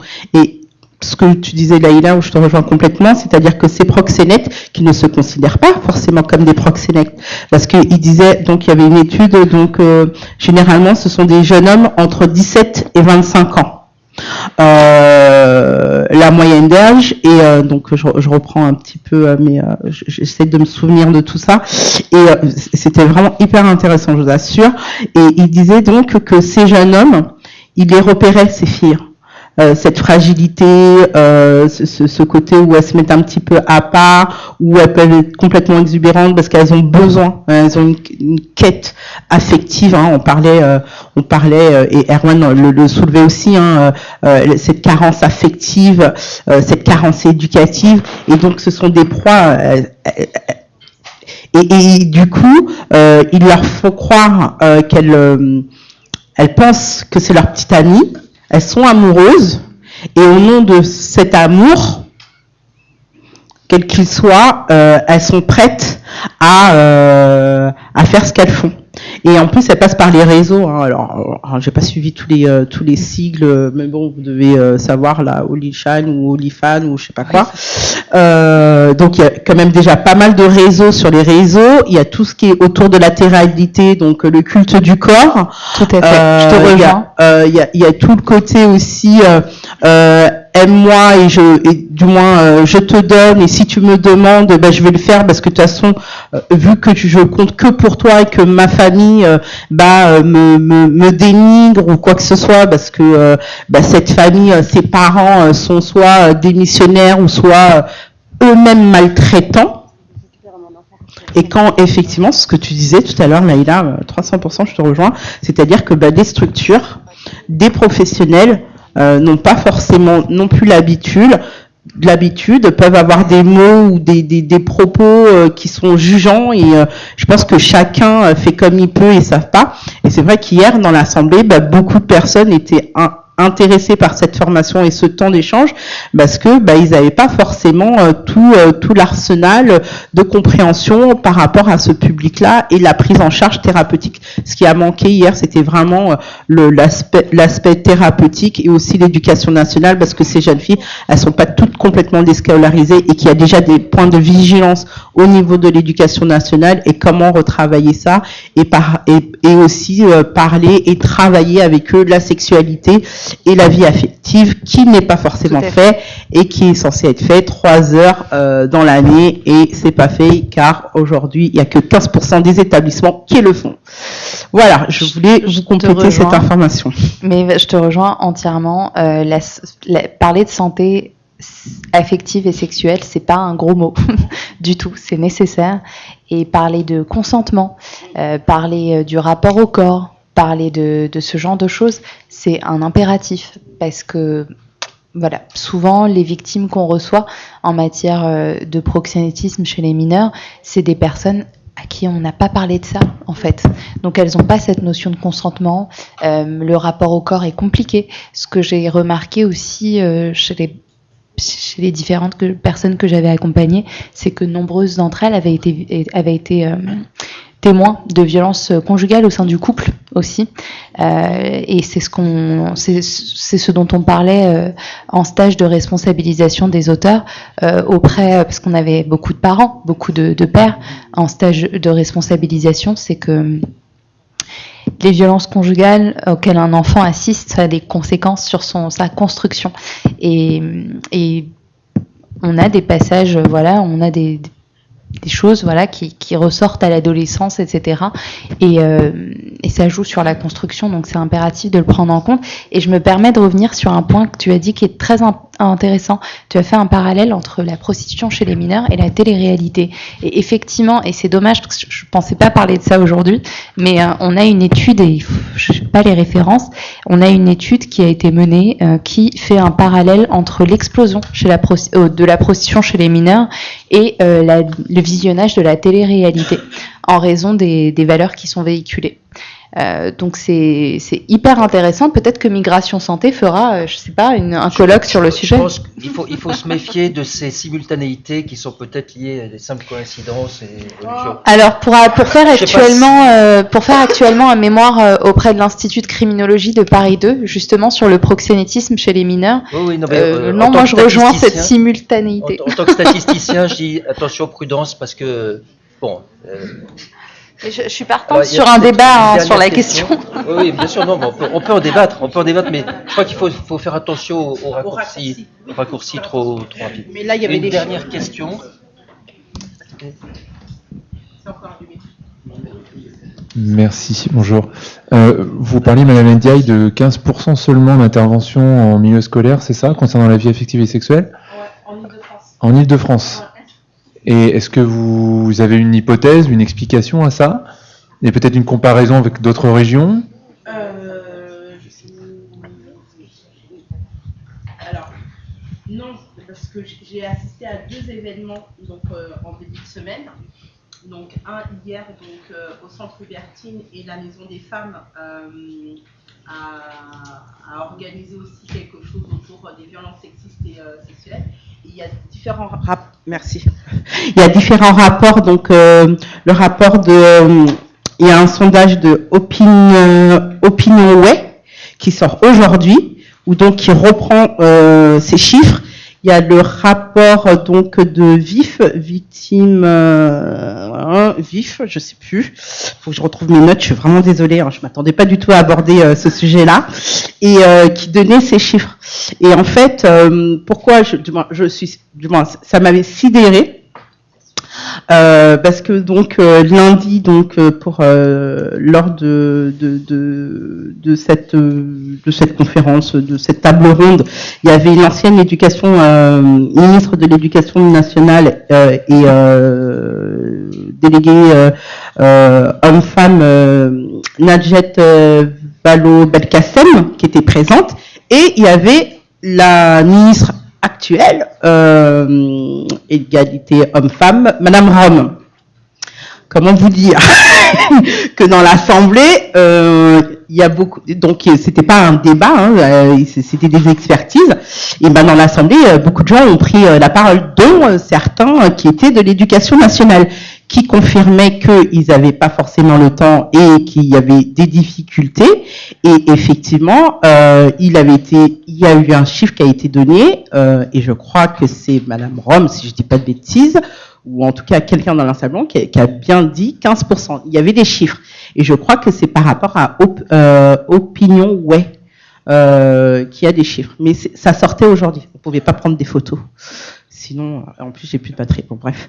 Oui, c'était 15%. J'étais surprise. Hein. J'étais surprise parce que c'est pas énorme. Et en fait, ils expliquaient pourquoi ce chiffre est aussi bas. C'est qu'il y avait beaucoup de réticences. Au niveau des directeurs d'établissement, au niveau des collèges et des lycées. Hein, sachant que je pense que la vie affective peut être abordée aussi pour l'élémentaire. C'est un autre sujet, mais bon voilà. Donc les directeurs d'établissement étaient assez frileux parce que des parents, et c'est aussi une réalité, les parents freinent aux quatre fers pour aborder ces sujets-là. Et à la fois, dans ce fameux sondage, OpinionWay, c'est ça, les parents, même parents, en tout cas les adultes, remettaient ce point de vue de travailler la vie sexuelle et affective auprès de l'éducation nationale. Donc il y a un côté un peu schizo, mais oui, on préfère que ce soit l'éducation nationale qui aborde ce sujet-là avec nos enfants, parce que nous, parents, on n'est pas capables, on n'est pas à l'aise, tout ce qu'on veut, on met tout ce qu'on veut derrière, et à la fois, et si vous en souvenez, il y a à peu près 4-5 ans, quand Najat Vallaud-Belkacem a commencé à l'aborder, il y a eu un grand coup de bouclier où des parents ne voulaient pas, que tout était mélangé, il y avait plusieurs amalgames, on ne voulait pas parler de genre, on ne voulait pas parler d'homosexualité, on ne va pas parler à nos enfants de maternelle d'homosexualité, etc. Sauf que c'est ce qu'elle n'avait pas forcément dit. Elle avait juste parlé de vie affective, de sexualité et qu'il fallait adapter. Et en fait, dans l'Assemblée, quelqu'un avait dit, ce qui a manqué par rapport à cette loi, c'était tout un travail pédagogique et que je rejoins complètement, même à 300%, auprès de l'opinion publique et en l'occurrence des parents pour comprendre comment on pouvait aborder, travailler ces choses-là en fonction des classes d'âge. Voilà. Je pense qu'en maternelle, c'est hyper important de parler de consentement et de rapport au corps, parce que sinon on peut pas comprendre que je suis bien d'accord avec toi. J'ai pas osé, j'ai préféré rester sur l'élémentaire, mais je pensais aussi maternelle. Mais merci Laïla. Vous pouvez continuer. Oui. Est-ce qu'il y a une dernière question avant que la salle soit complètement vide? Ah oui, la synthèse quand même. Non, mais c'est les plus résistants qui restent. Non, mais c'est quoi les motifs? Non, mais vous voyez, il y en a encore qui se lèvent là. Donc. Est-ce qu'il y a une dernière question avant le départ? Non, vous voulez pas poser une question avant de partir? Ah, bah si. Excusez-moi, je viens du Nord-Pas-de-Calais. Donc je vais reprendre un train pour rentrer. Je suis psychologue dans un foyer pour mineurs non accompagnés à Béthune, dans le Pas-de-Calais. Et je tenais juste à donner quelques petits témoignages des jeunes filles avec lesquelles je travaille. Et ensuite, je pars. J'ai pas osé prendre la parole, mais là, c'est un peu comme si le micro, il m'était... tombe dans les mains. Voilà. En fait, je suis psychologue dans un foyer et les jeunes filles du foyer, avec elles, on a organisé des ateliers, justement, des groupes de parole sur les relations affectives et sexuelles. Ce sont des jeunes, les jeunes filles qu'on accompagne viennent principalement de pays d'Afrique. Je co-anime avec une sage-femme de Gynéco Sans Frontières. Donc, si vous pouvez, il y avait des questions à ce sujet. N'hésitez pas à faire des partenariats avec des personnes qui sont très bien formées. Et donc, en fait, Gynéco Sans Frontières ont un jeu de société qui aborde 3 thématiques, les IST, la contraception et les relations affectives et sexuelles. Et en fait, ça fait 1 an que je co-anime des groupes de parole avec les MNA de mon foyer. Et ça a libéré la parole énormément. En fait, les jeunes filles nous ont parlé elles-mêmes de leur propre excision. Et donc, je m'attendais pas à ça. Voilà. Donc, en fait, juste créer des espaces de parole, de non-jugement, de dire on est entre femmes, tout ce qui se dit là ne restera entre nous. Et ça a aidé en fait énormément à libérer la parole. des jeunes filles. Merci.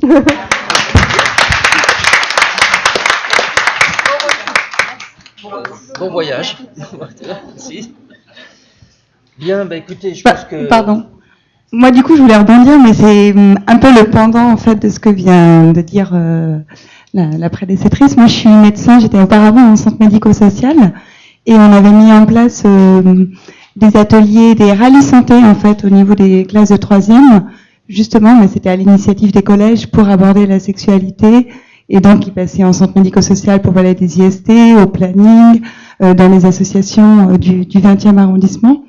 Et on intervenait également dans un foyer de jeunes filles pour sensibilisation à toutes ces questions. Et en matière d'outils, je trouve que le CRIPS Île-de-France est aussi super bien fait. Il y a plein d'outils, il y a des jeux, il y a des... Enfin, vraiment, pour lancer une thématique sur des sujets un peu sensibles, il y a plein de choses pour s'aider. Merci. Merci beaucoup. Bien, on va remercier nos deux intervenantes. Merci beaucoup.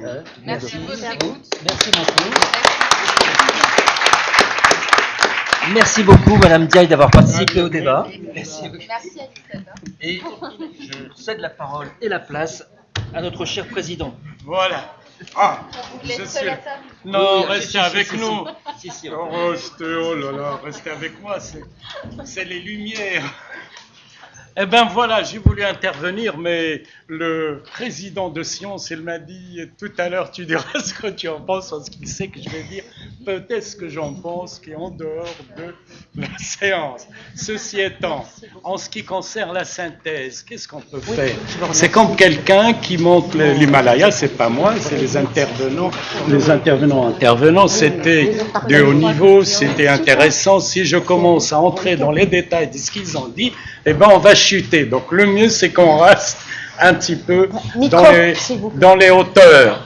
Ce qu'on peut retenir, c'est que finalement, que ce soit les addictions, que ce soit l'excision, que ce soit les questions de loi juridique, que ce soit les questions de femmes et les pratiques, c'est uniquement, on ne peut pas avoir une réponse.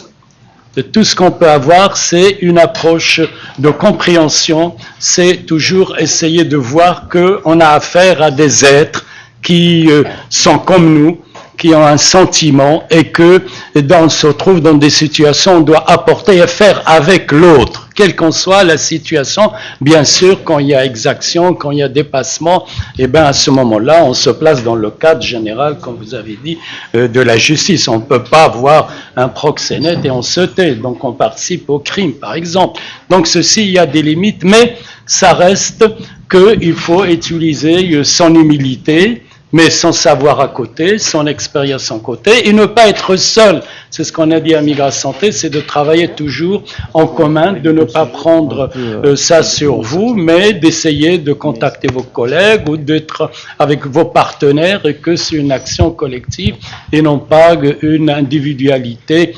Moi, par exemple, je peux vous donner un exemple. On avait une amie qui était membre de Migra Santé, salariée en plus, et qui était assistante sociale. Un jour, il vient en pleurant dans mon bureau, j'étais le directeur en ce moment, je me suis marqué, il y a une famille qui a été expulsée, il était dans le cas que vous avez cité, violence conjugale, etc. Il se retrouve avec ses enfants ou dans la rue. Mais je lui dis, mais on va faire quelque chose, téléphone un tel, fait un tel, etc. Il a essayé de faire, et à un moment donné, il vient de dire, mais non, personne n'a répondu, je vais la prendre chez moi avec mes enfants. Je dis, mais attends, mais là, on sort du cadre normal, et on a tellement de personnes, est-ce que vous avez une ville là à habiter, vous avez un appartement, vous allez les prendre un jour, une semaine, donc prenez un hôtel, Migration paie l'hôtel, et après il faut continuer à faire les contacts, etc. C'est-à-dire que ce que j'ai compris de mon expérience que j'ai entendue là, il faut être un professionnel de la question et ne pas prendre sur vous, sinon vous êtes à l'intérieur du rouage et vous en sortirez pas. Là, je peux dire deux mots. Et ce qui m'intéresse, c'est la prison. Par exemple, on a parlé des prisons, et j'étais à un moment donné de ma vie, je pense dans les années 80, vers la fin des années 80 jusqu'à 90, à un centre qui s'appelait le CREDA. C'était le centre de recherche sur les dysfonctionnements de l'adaptation. C'était fantastique. C'était au 7e étage de la faculté de médecine, la rue des Saints-Pères. Et c'était quoi? C'était de trouver toutes les compétences qui sont ici présentes. Voilà la réflexion de Richer, qui était un très grand anthropologue, comme Lévi-Strauss, mais il n'a pas fait dans la communication comme M. Lévi-Strauss. Il était sur le terrain en Afrique, mais il a gardé ce centre qui était reconnu. C'est Jean-François Raveau, que moi j'ai connu bien. C'est un résistant à 16 ans qui était un ami de Mitterrand, qui m'a invité 2 fois, qui je salue, Monsieur le Président, mais en tant que chercheur et non pas autre chose. Il y avait en 1990, il y avait un gars, un Hongrois, qui était émigré, installé en France, un grand professeur. Il a donné tout un rapport sur comment il faut restructurer le milieu carcéral français. Eh bien, le rapport, il était comme ça, on l'a travaillé avec lui, parce que c'était des médecins, c'était des sociologues, des psychologues, c'était des acteurs de terrain, c'était un centre vraiment unique en France, mais que toutes les compétences se trouvent autour d'une question qui est là, et chacun comme un prisme dans son avis, puisque la question elle est là, on ne va pas la résoudre sur le plan médical ou sur le plan juridique, sur le plan social ou psychologique, mais d'une manière globale, parce qu'on a affaire à des personnes. Et ce monsieur, qui avait un rapport essentiel de faire la réinsertion, la rééducation, c'est des personnes qui ont relâché, comme à l'école, il faut les arrimer. Or, ils ont relâché la société, il faut les arrimer. Donc, il faut investir dans les personnes pour une rééducation et non pas dans les murs et la répression. Eh bien, en France, on n'a pas écouté. Elle était au Canada et c'est pour cela le système dont vous avez parlé au Canada, ça a pris parce qu'il faut investir au début énormément, mais 10 ans après, on récupère ce qu'on a investi parce que qu'est-ce qu'il a démontré? Qu'il y a un noyau dur dans le milieu carcéral, dans les personnes psychologiquement, vous ne pouvez rien faire, socialement, vous ne pouvez rien faire. Et tout ce que vous pouvez apporter pour les 10% des personnes qui sont dans le milieu carcéral, c'était là le nœud gordien. Pour ces personnes, on ne peut rien faire.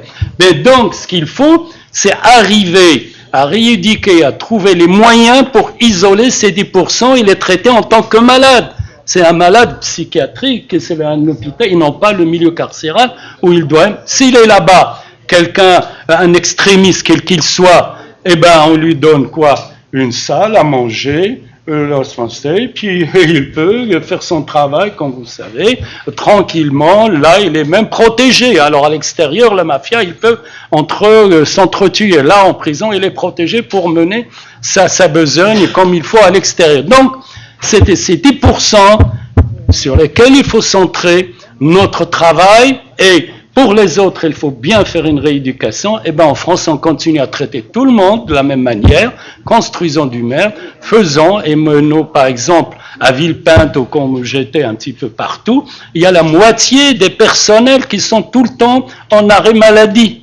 C'est-à-dire dans les milieux carcérales, on travaille à moitié. Et pourquoi? Parce qu'il y a l'arrêt maladie, parce qu'on les déplace tous les d'un lieu à l'autre, il n'y a pas une stabilité. Donc le personnel lui-même, il est dans une situation catastrophique, il faut le faire un suivi pour lui, etc. Donc le milieu carcéral, on peut faire un groupe de travail, et ils sont là pour en faire une recherche et proposer. Vive la citoyenneté active. Monsieur, vous n'avez pas une politique responsable, nous, on peut vous proposer. L'autre point, je me rappelle, tout à l'heure, vous n'étiez pas là, j'ai parlé un petit peu de ce cas de 1981, et j'ai eu une réponse de monsieur le juge de Bobigny, comme quoi on s'est porté partie civile pour cette petite fille dont vous avez parlé, mais en même temps, on faisait des stages de formation, on peut les reprendre. Et dans ces stages de formation, un jour, on m'a appelé, monsieur Mbar qui venait, l'intervenant, il est en train de dire des conneries, qu'est-ce qu'il dit? Qu'est-ce qu'il disait, ce monsieur? Eh bien, il faut laisser ces gens tranquilles, c'est leur coutume.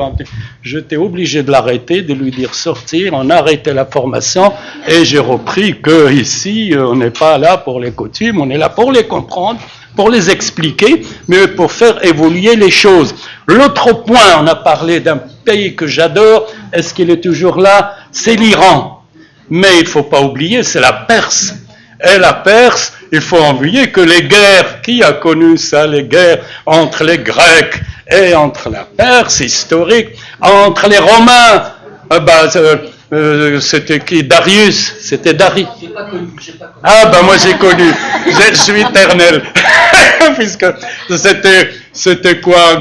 C'était Alexandre le Grand qui était avec le Darius, le fameux Darius. Mais il est revenu. Il fallait voir que Alexandre le Grand en dit. J'ai entendu seulement dernièrement, c'est la pensée de Aristote, la pensée grecque, etc. Elle était connue, c'est grâce à Alexandre le Grand. Eh ben non, c'était Alexandre le Grand qui était convaincu par la pensée de la sagesse orientale, dont parlait Nietzsche dans Zarathustra, vous l'avez tous lu.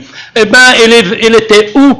Alexandre le Grand, il était en Égypte pour construire la ville d'Alexandrie et voir ses ancêtres égyptiens. Donc finalement, pourquoi? Parce que la Perse avec l'Égypte, à un moment donné, ils étaient un seul empire. Les Perses sont venus et la 16e et 18e dynastie d'Égypte, c'était des Perses. Donc c'est pour vous dire que l'histoire humaine, elle est mélangée et que l'être humain, il est au centre et c'est ça. Il n'y a pas un savoir, comme j'avais dit tout à l'heure, mieux que l'autre. Donc ceci étant, je pense qu'il faut savoir pour l'Iran actuel et la Perse ancienne que la civilisation musulmane, elle est structurée autour de la pensée perse. C'est que 9% des savants et philosophes de la civilisation arabo-musulmane sont des Perses. Les grands médecins, Avicenne, qu'on a là un hôpital qu'on appelait le Raïs, ça veut dire le chef des médecins du Moyen-Âge, et surtout il y a Razès, Abou Bakr Razi. Razès, c'est le plus grand, et on peut le trouver sur Internet et dans le reconnu, comme le plus grand savant de la médecine dans l'histoire humaine. Il a repris tout le savoir qu'il a précédé, que ce soit en Grèce, que ce soit en Iran, que ce soit dans les autres contrées, en Chine et ailleurs, c'est un esprit hors du commun et qu'il a développé avec la pharmacologie. Voilà Razès, et qui était enseigné ici à Paris jusqu'au XVIIe siècle, alors qu'Avicenne, il était à Montpellier jusqu'à il n'y a même pas 150 ans. Donc c'est pour vous dire qu'on n'a pas un savoir ici propre à nous, et que c'est un savoir qui est généralisé partout, et je passe de Sundiata, qui était un empereur qui dominait avec une civilisation hors du commun, qui partait de l'est à l'ouest de l'Afrique sur un plateau d'or, et donc ça veut dire il y avait la paix, il y avait une culture de tolérance, etc. On ne l'apprend pas aujourd'hui que c'est nous la source de ce qu'on est en train des droits de l'homme. Le droit de l'homme, il existe dans tout l'humain, et il suffit de prendre le bon côté, et quelquefois, c'est ça ce qui est affreux. Moi, j'ai lutté avec les camarades de Toudah. Le parti Toudah, c'était pendant le Shah, c'était maltraité, donc on était du même côté, au Khalaq Sha'b, on était ensemble, et comme on disait, la révolution mange ses enfants. Et la révolution iranienne, malheureusement, elle a mangé ses enfants, et maintenant ils sont victimes. C'est pour cela il faut lutter tout le temps. Là, on se trouve à l'instant même contre l'intolérance. L'intolérance contre le racisme, l'intolérance contre la xénophobie, on ne va pas dire ça rencontre l'immigré. Eh bien, mais un jour, ça retourne contre vous parce que vous avez des lunettes qui ne sont pas comme les miennes, c'est-à-dire ceux qui dominent. Vous n'êtes pas ceci. On vous trouve toujours quelque chose si vous pensez différemment de la pensée unique. Donc, ce qui est intéressant, c'est qu'aujourd'hui, on a montré qu'on était intelligence par intelligence, on s'est complété, on s'est retrouvé dans un petit espace de liberté. Et je vous remercie au nom de mes collègues que j'ai demandé qu'ils viennent ici, ceux qui font la conclusion, mais ils sont dans leur humilité. Mais je suis un porte-parole. Merci Safia, merci. Un grand merci à Safia. Merci Giovanni, merci Kylian, il est où Kylian? Il est là, Kylian, merci Kylian. Myriam, oh la grande Myriam, viens ici. Myriam, il est là, viens Myriam. Myriam est là à votre service pour les actions terrain, pour Safia. C'est des jeunes qui vont reprendre et je peux partir. Et croyez-moi, j'étais hospitalisé jusqu'à hier, mais je me suis retrouvé une force de venir. J'ai dit, je rate pas les combats de l'humain, d'être toujours là présent. Et j'ai vu quelqu'un que j'ai pas reconnu, qui est là-bas, vous voyez, avec sa barbe là-bas. Levez, Grigor, un ancien de Migration Santé. Quand il était jeune, on peut pas l'arrêter, hein. Mais là, j'ai dit à Safia, est-ce que là-bas c'est glycol? Il m'a dit oui. Mais j'ai dit, je ne l'ai pas entendu parler. Mais il a fini par parler. C'est parce que là, Migra Santé, il faut qu'on se libère. On n'a pas besoin d'aller chez le psychanalyste pour payer. On est là pour faire notre propre psychanalyse. Et si vous avez envie de rester fort, libre et enthousiaste, eh ben, vous avez le cœur plus les bras de Migration Santé.